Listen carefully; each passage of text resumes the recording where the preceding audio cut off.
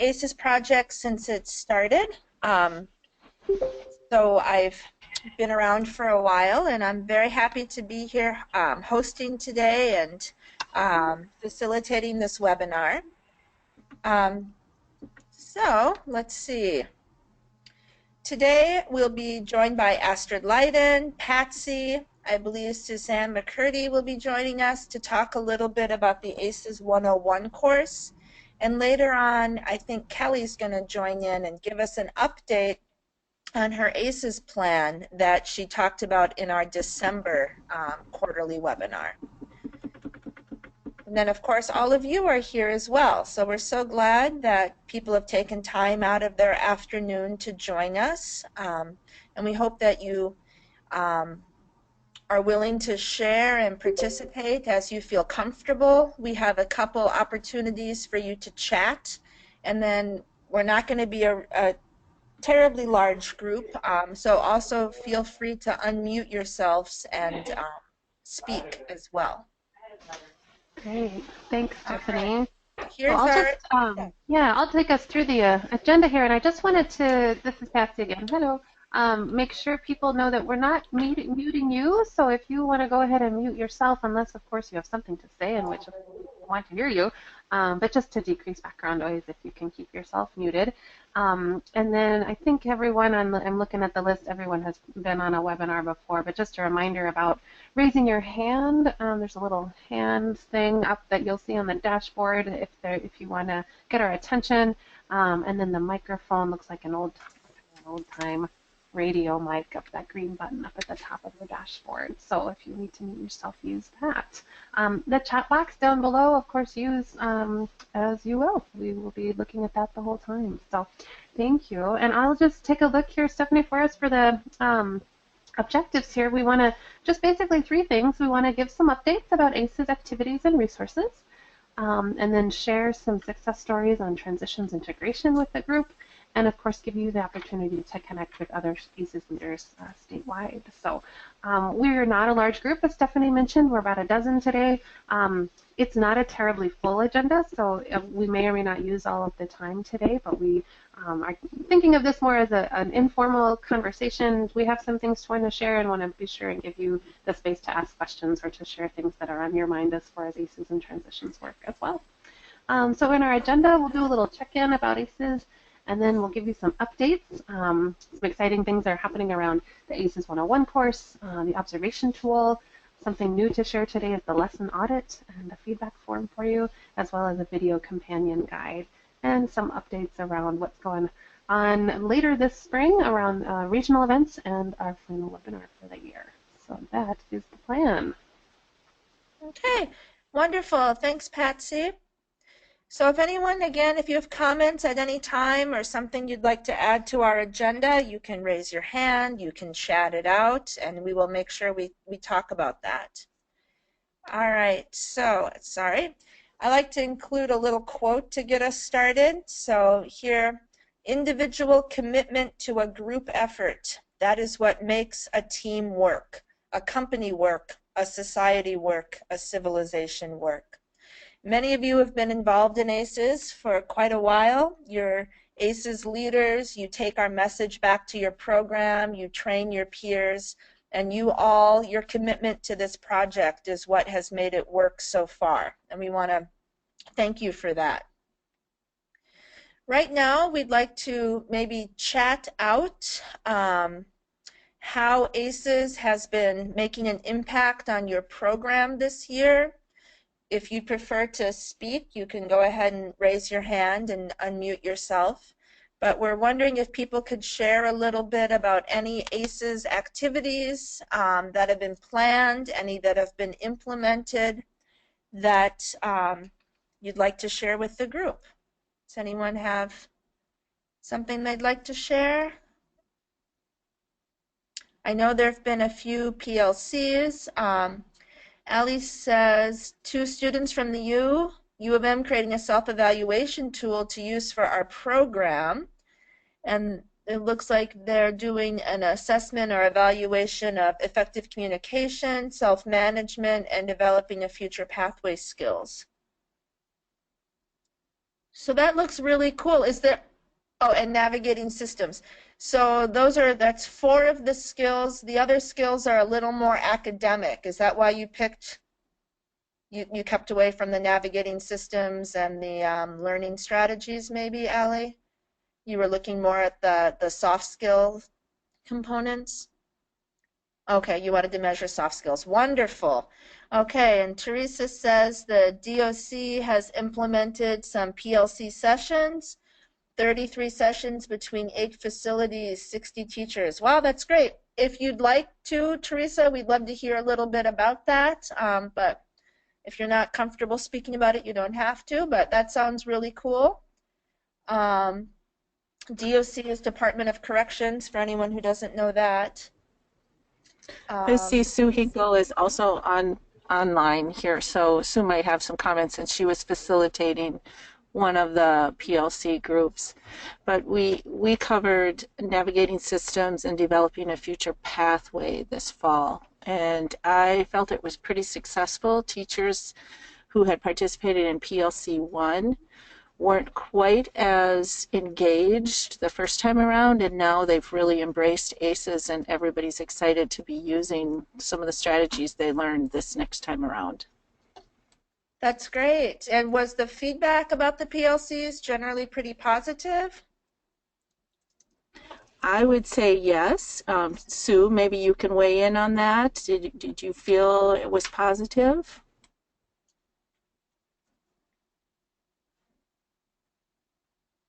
Okay. Maybe Sue stepped away for a minute. That's okay. But it's very exciting you had so many people go through it. The DOC, I know, has been really committed to getting everyone on their staff trained with ACES, and that is fabulous. And we are now implementing the observation tool, and I had my first one sent to me earlier this week, in fact, where a peer observed another peer. And again, if Sue's not able to talk, I'm pretty sure Sue had one done on her lessons, I think, this week on yesterday, and that was by her supervisor. So we are using the observation tool also, and hoping that becomes just a regular habit for us. Great, and we're going to talk about that tool a little bit more in a few minutes, and maybe you'll have some other comments then, but it's wonderful to know people are using it and that it's been working. Great, and it looks like Ali says we'll be able to post that evaluation tool later on the Atlas website when it gets, after it's been piloted, so that'll be really, really great. I'm sure that'll be a valuable thing to share.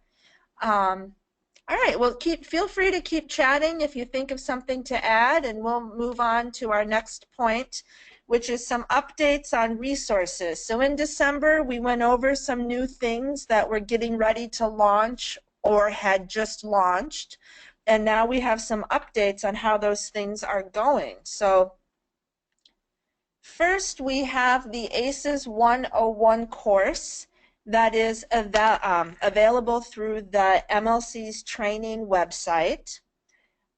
As of today, we have had 4 people complete the course, and Suzanne McCurdy recently took on the role of online course sort of editor to go through it, make sure all of the videos were working, make sure all of the links worked correctly. And I think in just a minute she might talk to us a little bit about it.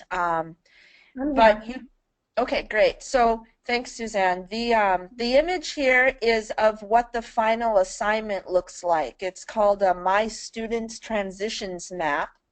And so to do the final assignment, participants choose 3 out of a possible 6 TIF categories, and they think about a student they're working with and what skills and sub-skills that student would benefit from having more experience with. They pick a possible goal for the student and then talk about how these skills or sub-skills would help them to achieve that goal. So this is just a sample of what one of these finished maps would look like. And Suzanne, do you want to talk a little bit about the course? Sure. Okay. Well, first of all, it's very well put together and easy to follow through each lesson to each module. So I think even people who maybe have a little bit less experience with online courses would feel comfortable with it.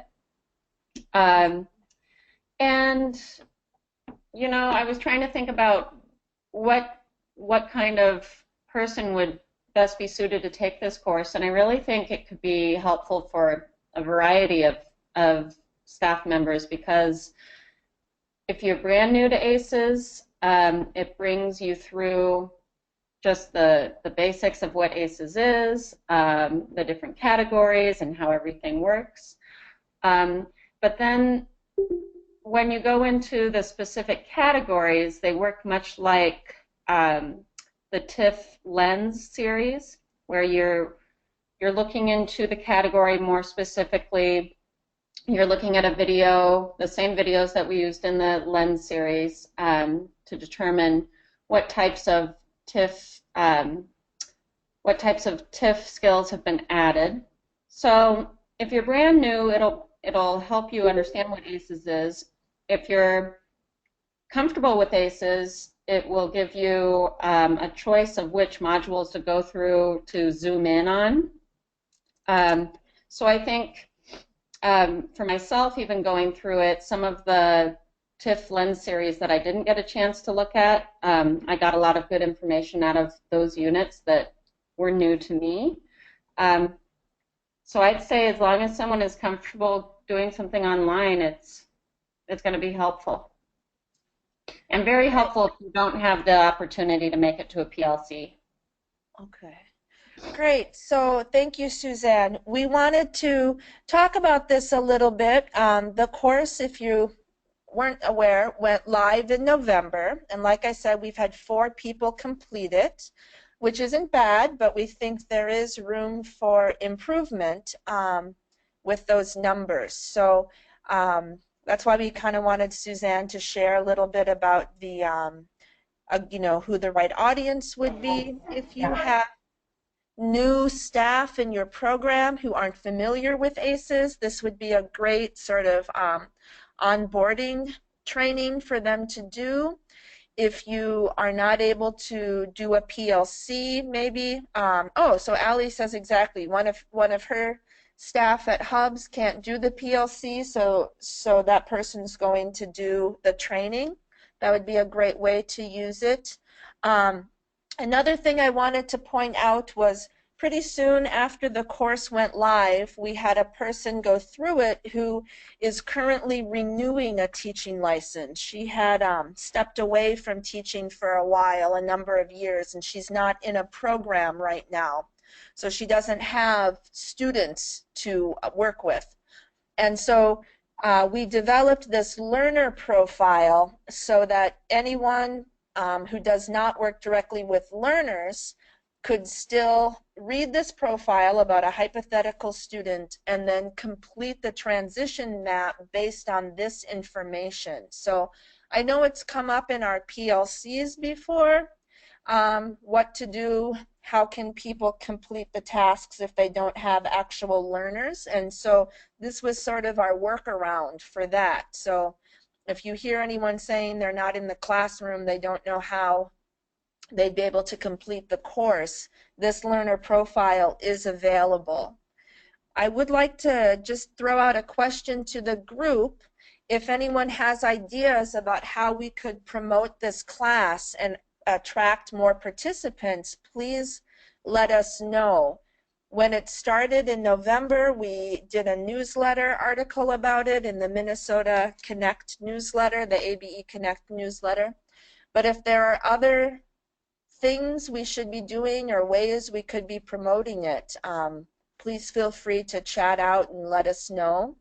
And I'll also ask if anyone has questions about the course. You can ask that now. Okay, yep. Okay, so just if anything comes to you, feel free to raise your hand or chat out, and we're here to answer your questions and brainstorm together. Okay, so Allie says most managers have an onboarding process. If we can promote to managers to get new staff to do this, that might help. Okay, good. I know Astrid meets with managers on a regular basis. I'm sure she's mentioned this before. Yes, Heather, thanks for sharing this. Heather is our Minneapolis RTC, our Regional Transitions Coordinator, and she puts together a really great newsletter, an e-newsletter every month that she sends out to the ABE programs, and this has been in there as well as many other transitions updates. So that's great. Okay, so if your program has any kind of a newsletter, that would be wonderful. Astrid said she's promoted it on the recent web chat. She'll also promote it at the upcoming spring grant application meeting. Okay, great. Thank you. Thank you all for sharing those ideas. Okay. Oops, I'm so sorry. Okay, the next thing we will talk about is our ACES implementation observation tool. I'll pause for a minute. Allie says, many of my volunteers are looking to eventually be teachers. Would this be suitable for them? Yes. I think yeah. I mean, you know, my sister, just to speak personally for a minute, is in a master's program to get her license at Hamlin, or I'm sorry, not at Hamlin, at Augsburg right now. And she often has assignments to do, and we talk a lot about teaching, and I think some of the things you would learn through the course would be valuable to help you with your, you know, your responses, your coursework, your blog posts, or whatever discussion board posts for any kind of teacher training course you might be in. Yeah, I would agree. This is Patsy. For volunteers, particularly if they're interested in eventually becoming paid staff, I think this would be a great thing to do because it shows their commitment to the field, one, not only giving them the benefit of being better able to serve their learners, but it also would show on a resume or in an application for a teacher ed program that they are familiar with this, at least this component of the Minnesota ABE content standards. Great. And I don't think in any way, I don't think that it's going to contain any content that's unknown to them. I think it's very accessible. Okay, thanks, Suzanne.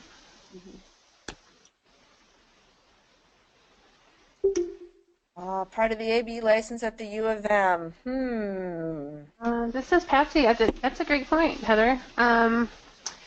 Traditionally, we have not had a lot of contact with that program, so what we could do is reach out and make sure that they're aware of it. I'm not sure it's on their radar, but that certainly would make sense. I mean, as these are part of the three documents that make up the Minnesota ABE content standards, it would certainly make sense for it to be integrated into any kind of ABE preparation program. We refer to it, I can only speak to what we do at Hamlin, is that we refer to it in our ABE certificate program, but again, we do not provide the licensure at this point. So it would certainly make sense, yes.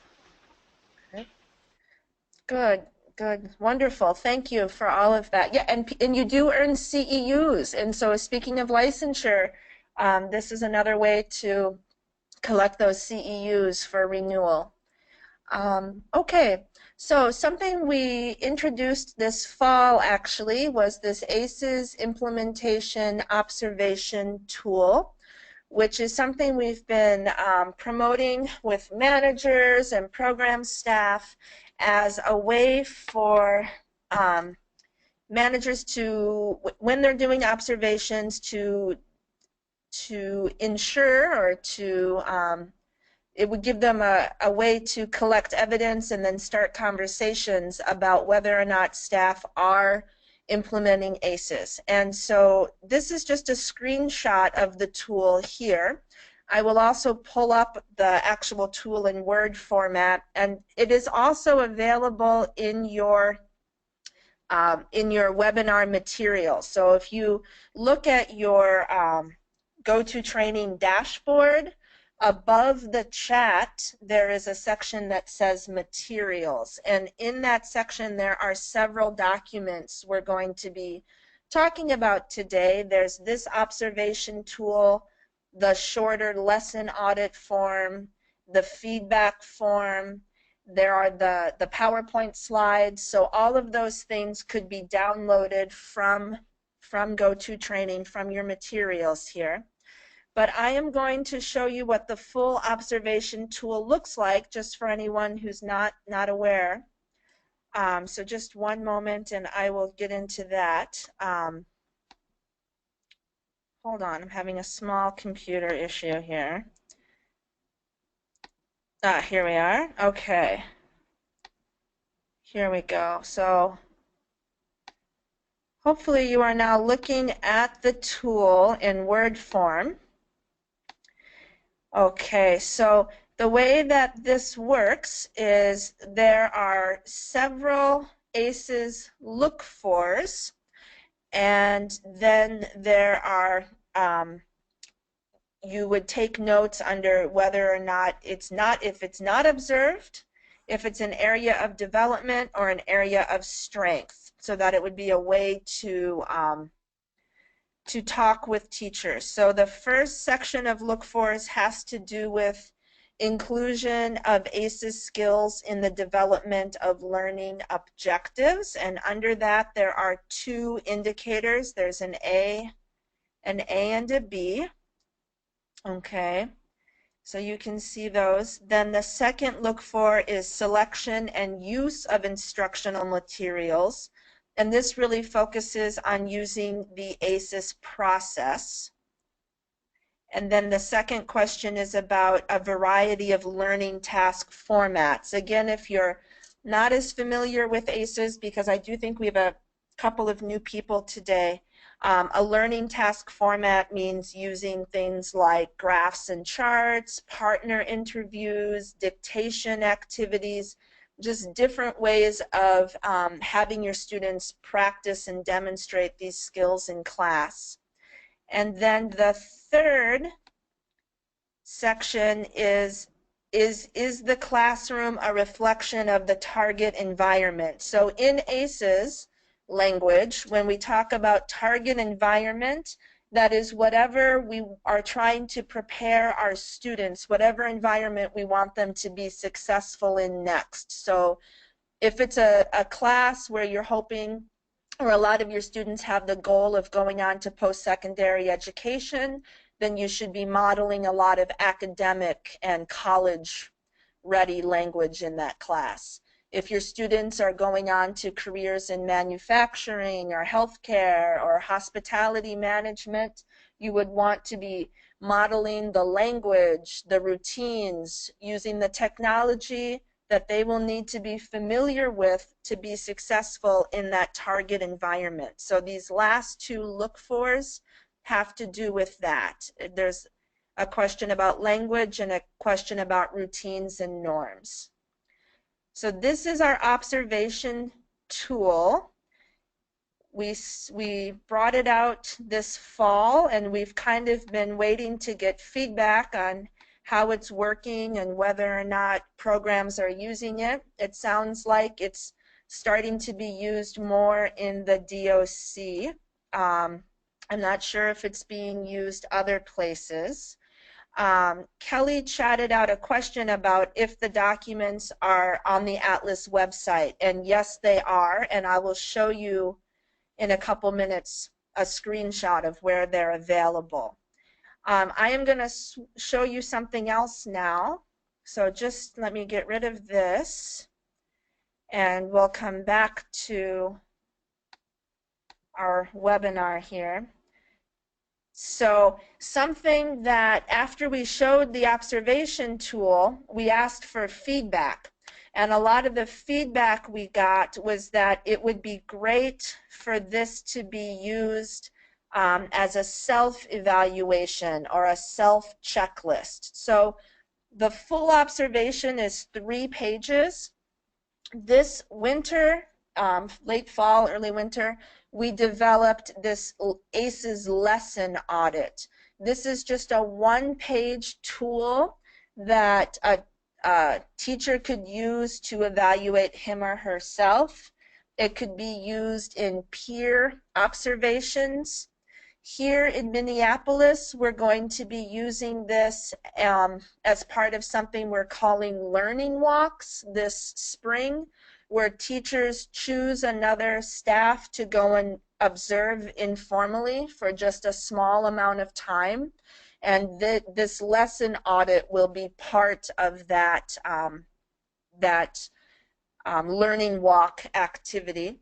So again, this full audit form is on the Atlas website, and it's also part of your webinar materials today. It's just meant to be a simplified version, something that's non-threatening that teachers could use and feel comfortable using to think about where they're at with implementing ACES at this time. So this is something that's new, and we welcome any comments or questions, or feel free to chat anything out or raise your hand, okay? And let me show you where they are on the website. So here under, on the Atlas website, under ACES resources, there is a section called ACES for Administrators. And under this section, which I believe is on the main ACES page, you will see the ACES observation tool, so that can be downloaded. Right under that, the feedback form, which we'll be looking at next, and then this lesson audit. So all three of these documents can be downloaded from the Atlas website. And if ever you have trouble finding something, please just let us know. Stephanie, I'll just chime in to give a more specific information where to find that. Okay. Yeah, just in case there's a lot on our website, so I just want to be sure people can find it. So so when you go to atlasabe.org, it's under resources. So you'll go to resources and then ACES resources. And then if you scroll down just a smidge, it says ACES for Administrators, and that's where those things are all posted. And they're very easy to find. They've got in big red letters, new question, like exclamation point right next to it. So you'll find it. Okay, great, thank you. Huh.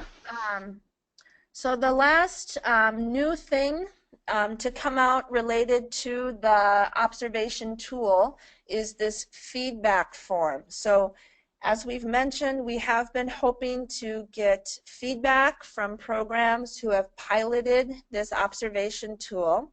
So in order to kind of make that easier, oh, thanks, Patsy's just chatted out the link to the resources. In order to make giving feedback easier, we have created a feedback form. So I will show you the whole form here so you can see it. And we would love to get people using it. For example, if you're at the DOC and you wouldn't mind sharing some of your experience with the tool, we would very much welcome that. So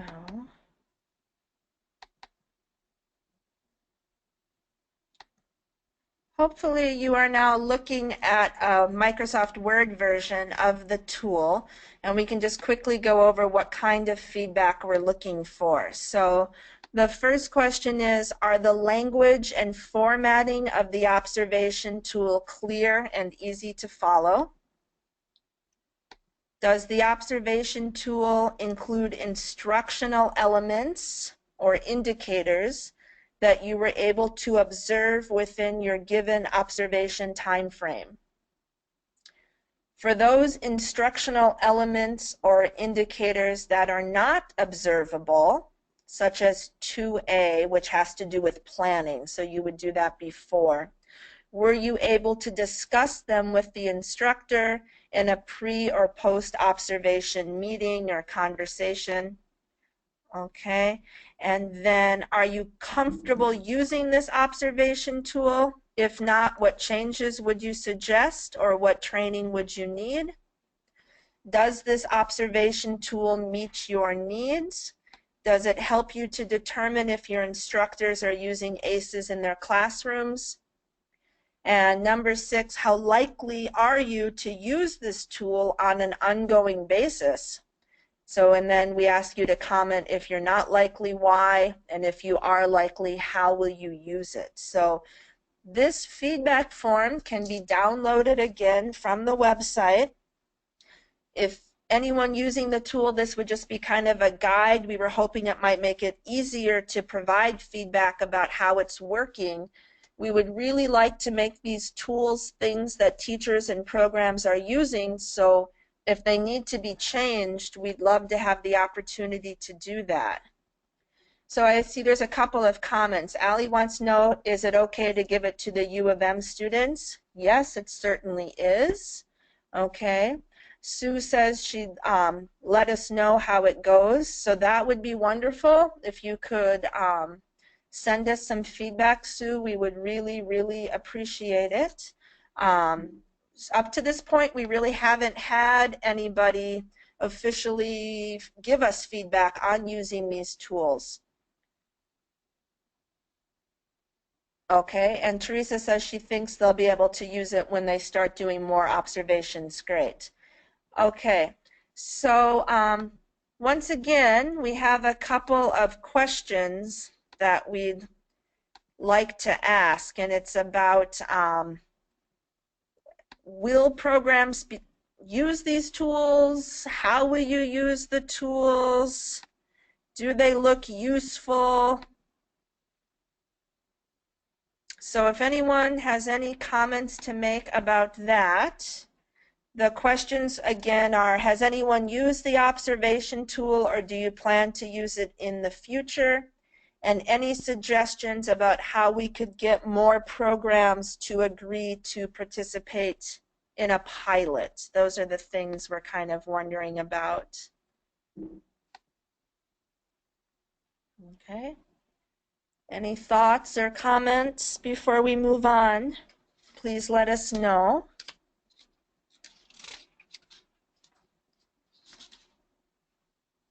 Okay.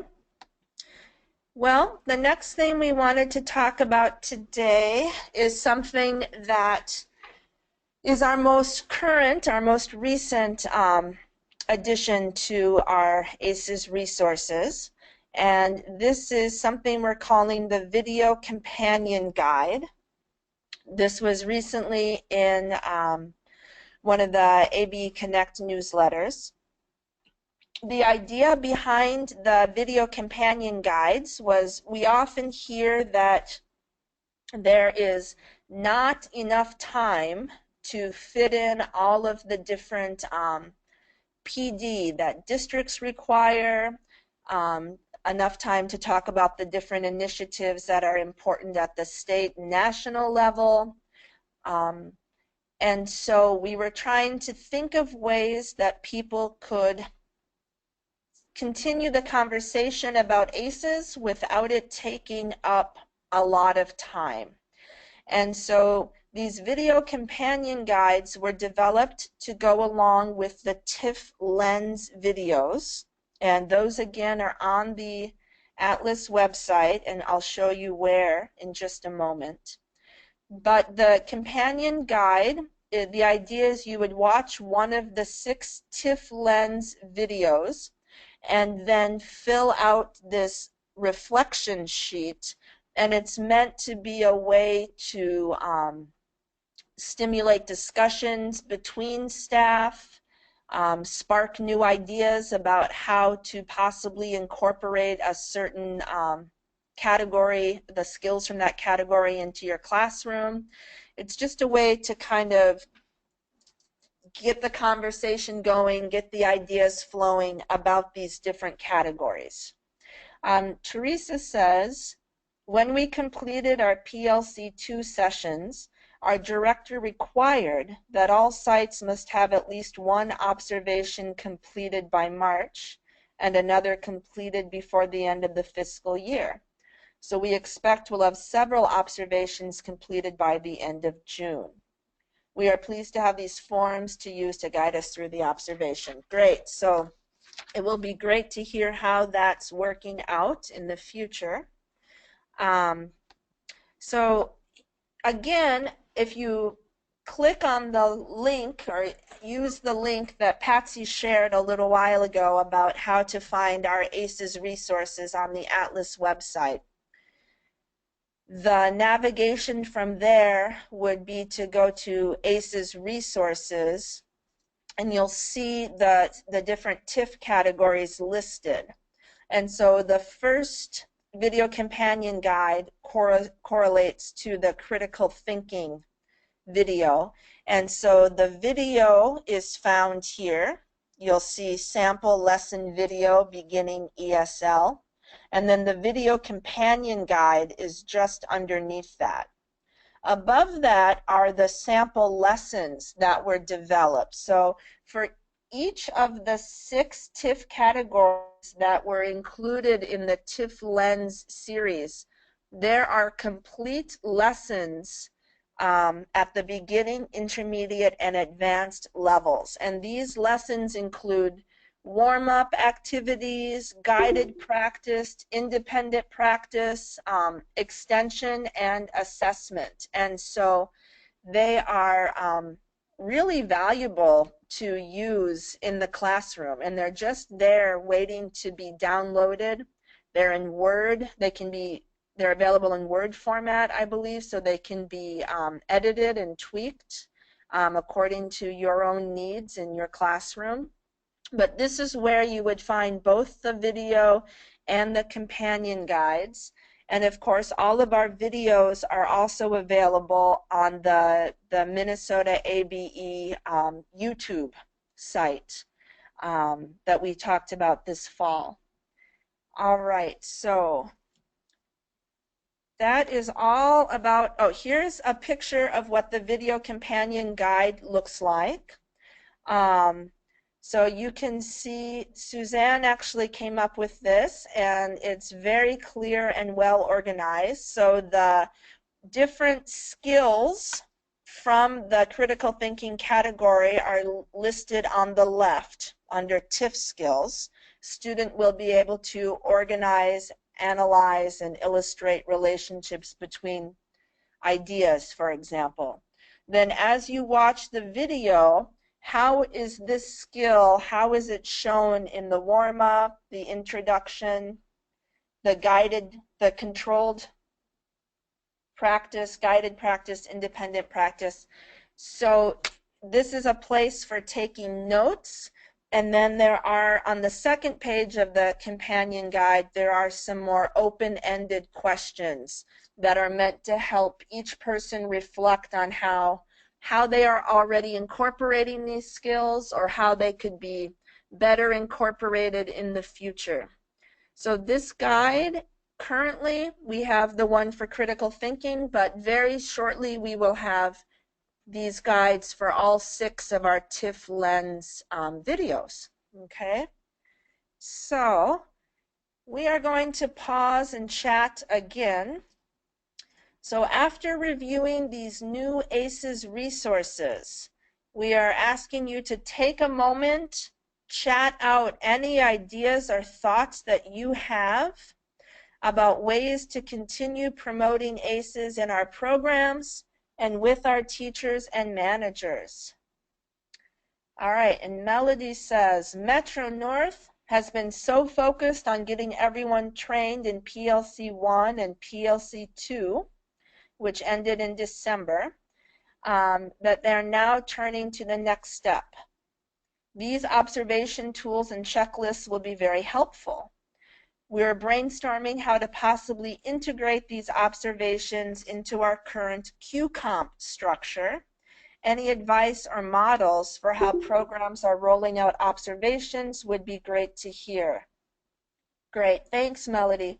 So like I said, in Minneapolis, we use the SOEI framework, Standards of Effective Instruction, and we developed a format for these learning walks where we looked at how the ACES skills from the observation tool overlapped with the different domains from the SOEI, and I'd be happy to share that with you if you think it might be helpful. So that's what we're doing.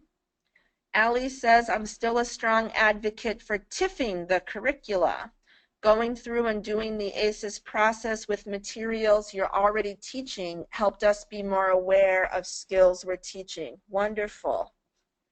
Okay. Okay, and then Patsy says, is anyone else using QComp? Are people able to integrate ACES? Anyone else finding it? Okay, I will send that to you, Melody. I'm making a note right now.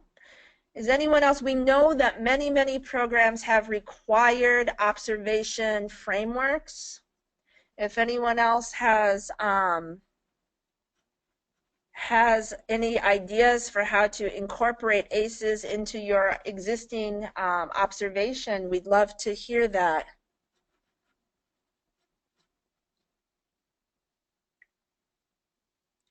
So Astrid is asking, Allie, do you think the lesson audit will be useful for TIFFing your curriculum?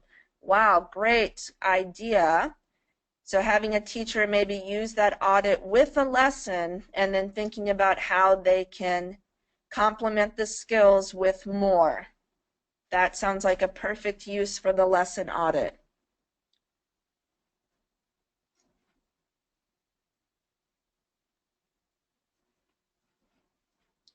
Okay, good, wonderful. And does anyone else have anything they'd like to share? There's been some really great feedback so far. Okay. So Stephanie, this is Patsy. I'm just wondering, Allie, if you're willing, if you're able to unmute, could you say a little about how you went about tipping the curricula? I just wonder if you could tell us what that looked like at Neighborhood House. Yeah, I've just been muted because I am coughing and stuff. But we have curricula set out with objectives, so students will be able to, etc. And then we just went through each of those. So for intermediate, we went through all the objectives and said, okay, identify which TIF skills are there, and we would kind of log them in comments on the side. And then we went through and kind of added what would make sense. And so what we ended up doing was kind of deciding, like based on each topic. So like for a unit, we'll have housing. Maybe for that topic, a lot of navigating systems showed up. So we would use navigating system as like the guiding force for the rest of that unit. But then also effective communication or whatever else popped up would be kind of complements to that. And that way, we just figured it would be useful to be able to track where it's coming into our curriculum and where it's being taught, because we weren't sure, like, when we first started the ACES process and getting everyone through the PLCs, we knew that we wanted to be able to prove, you know, where this was happening and find out where we could do better, but we weren't sure exactly how. So now we just like have a framework in our curriculum for that we can add to or rearrange as we need. Does that make sense? It does. Thank you. And I know you're not feeling well, so thank you for speaking up. I hope you feel better. Oh, yeah.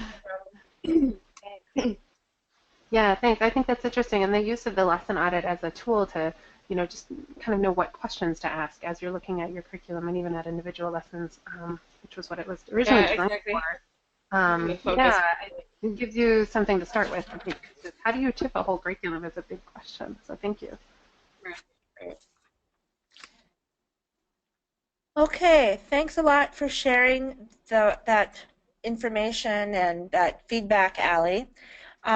The next thing I want to make sure we get to is in December, Kelly from AOEA, Arrowhead Opportunity and Economic Association. I'm sure she'll correct me, but she's part of our North region. She talked about how her program had a plan to take ACES to the next level. Thanks, Patsy, AEOA. Okay. And she has to leave pretty soon, but she agreed to just give a very brief update today on how that's going, and she might have some questions for the group. So, Kelly, are you there? Yes, I'm here. Okay, wonderful. Okay, so the update in our plan is that all of our teachers, we have had a group meeting, and teachers signed up for what types of lessons that they would do so we wouldn't have any overlap. So I had an online document. Teachers signed up for what type of lesson that they would do, what categories that they would cover. And in April, or I think May now because of the regional in April, we are going to be meeting, and each teacher is going to take a little bit of time to present their lesson, tell what they've done, explain what they did in the classroom, any tweaks that they made to it, and just kind of say how it went, how the students reacted to it, and the end process would be that we will all have copies of each other's lessons. Each teacher is making up to 3 lessons. We'll put them in a binder and have those in our classrooms. Great. I think that this plan is so brilliant and so simple. This idea that you're going to be sharing the lessons, compiling them in a binder, and what teachers are often asking for are more resources. And so putting these together so teachers have these wonderful ACES resources, I think is so valuable. And I love that as part of the shared lesson, it's going to include, am I right? It's going to include their tweaks and student reactions. Is that right? Right. So when you're looking for a lesson to do something, you may look up something online or on the ACES resources page, but I think it's so much more valuable to hear your coworkers speak about what they did and how the lesson worked in practical application. Okay. No, I don't want to suggest something that creates more work, but I know that one of the initiatives this year was about getting more lessons, ABE lessons online in something called OER Commons. So an OER stands for Open Education Resource. And I believe Susan Wettenkamp-Brandt from the MLC has been kind of working with a group of teachers from around the state who were willing to both look for existing OER resources online, but I think also add some of their own OER resources to this sort of online repository. So a next step, if anyone would be willing to do it, would be to upload some of these ACES lessons that have been vetted and piloted and add them to that OER resource center so that other teachers from around the state could access them. So I just really want to thank you, Kelly, for sharing that. And Astrid says, are some of you participating? I think Heather's participating in the OER group. I'm not sure if anyone else is. Teresa says, we are doing something similar to AEOA. Our teachers are encouraged to present at staff meetings or future PLCs a sample TIFT lesson. The lessons are being submitted to central office, aka Teresa, and will be compiled in our own DOC binder of sample lessons that are appropriate for classroom environment. So again, anyone who is willing to try, I think a great way to add to our body of professional resources would be to get these ACES lessons up on OER Commons. And I'm sure that some of us would be able to help. I'm familiar with the OER Commons and how to submit to that. Susan could help with that. Heather says, this is a great idea. I am part of the local group and will upload the ACES materials Stephanie and I created. So we did 2 of the TIFF Lens series, Navigating Systems and Developing a Future Pathway. So thank you for volunteering to do that, Heather. Stephanie? Mm-hmm. I wonder Astrid. yeah, this is Astrid. I'm just wondering if maybe on our next leader webinar, we might do just a quick tutorial on how to upload resources to the OER Commons. Just an idea, if people feel that that would be helpful, and it would encourage them to post the resources that are being created back at their local programs. Sure, that's good. And I could maybe get in touch with Susan and see where she's at with the project. But yes, Heather and I both know how to post to OER Commons. And if people are interested, I think that'd be a great thing to do. So, okay, and then thank you, Astrid. Patsy asks if Teresa's DOC lessons might be useful in other contexts. Could they be shared? Okay, so the great thing about an OER, just real quickly, is that it is teaching materials, lessons, texts, resources that can be openly shared without fear of violating copyright. So it's something that can be taken from the web, remixed, which means you can edit it, you can change it, you can take something and add to it, add your own material to it, like a mashup. You can take something and scaffold it so it's more appropriate for your level. But they are materials that have been created and shared with the purpose of being used by other teachers without any fear of copyright violation. So I think we can certainly talk about OERs at our next meeting, at our next webinar meeting, I mean. So if anyone else has anything to share, keep chatting. Teresa says, yes, they can be shared, but most will be created for our unique classroom environment, but I'm sure they can be adapted. I have 3 lessons right now and they are slowly coming in. Stay tuned.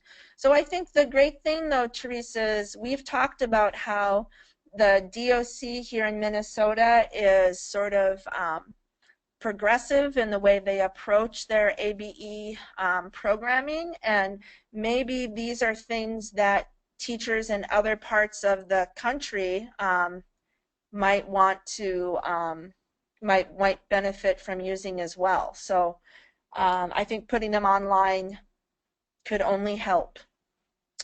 All right, so we are getting close to wrapping up here. The next thing we want to just remind people are of our spring regional events. This spring, all of our regionals will be focusing on navigating systems. So March 11th is the Metro Spring Regional, and that's going to be held here in Minneapolis. Actually, I'm in Minnetonka, technically. I should correct that. I'm sorry. It's not in Minneapolis. It is in the Metro, but it's in Minnetonka by Ridgedale Shopping Mall at that Hyatt again. I think it's called the Hyatt West. That's on March 11th. Then the South Spring Regional will be in Mankato on April 8th. And the North Spring Regional will be in Grand Rapids on April 22nd. And I'm presenting at the March 11th Regional. Suzanne will be presenting on April 8th, and Kelly will be handling the April 22nd Regional. Oh, well, Patsy's all over it. It's at the Ramada Plaza, Minneapolis in Northeast. So thank you for correcting me. I would have directed everyone to the wrong spot. Sorry about that. That's all right. We had we would have missed you. So the language and literacy was at that one, but for this one, we are at a new space. So at the Ramada, Minneapolis in Northeast. So we'll see you there. Okay. Wonderful. Registration So, is up for those of you who are, sorry to interrupt, those of you who are in the metro area, registration is open for the metro region already. You can go ahead and go to the ALICE website to register for that. okay. So we're just asking you, as always, to, be promoters of these regional events in your own region and within your own program to let people know. Registration, of course, is available through the Atlas website. And lastly, we have set the date for our next quarterly webinar, which will be on May 19th. So our first webinar was on a Tuesday. Today, of course, is Wednesday. Our next one will be on a Thursday. We're just trying to mix it up in case certain days of the week are better for people than others. We are keeping the time 1:30 to 3 o'clock. At our third and final webinar, we will be talking about ACES plans for the next program year. We will also be doing a follow-up with some of the OER things we talked about today. We are very open to any suggestions for agenda items. So if there's anything people want us to talk about, please let us know. Patsy says, hope you can join us on May 19th. We'll open registration in the coming weeks and you'll get an email reminder. Wonderful. So we are just about wrapped up here, a little bit early, but if anyone has final thoughts, questions, comments, anything they'd like to add before we sign off, now would be the time. Okay. Then I'll stay on for a couple minutes, and otherwise I want to thank everyone for joining us today. I know you're so busy and your time is valuable, so the fact that you were willing to give up an hour this afternoon to be with us and hear these updates really says a lot about your commitment to our field and your programs, so thank you for being here. So I want to wish everyone a great afternoon and take care.